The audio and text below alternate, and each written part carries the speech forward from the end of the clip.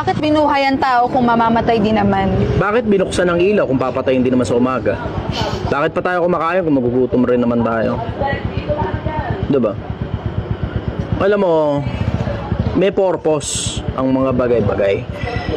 Ang tao may purpose din. May purpose din. Pag hindi mo na-serve yung purpose kung bakit ka buhay, sayang ang buhay mo.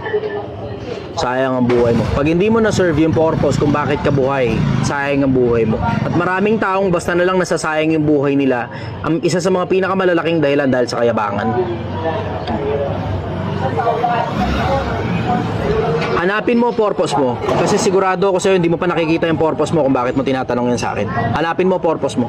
Hahanapin mo yung dahilan kung bakit ka ba nabubuhay, kung bakit ka ba ginawa, kung bakit ka ba nandito. Ako nakita ko yung sa akin para magsilbi sa kapwa-tao, para magbaka sakali na meron akong pag-asa sa kabila. Yun ang nakita ko. Kaya nga sabi ko, sana maalala niyo ako sa mga dasal din.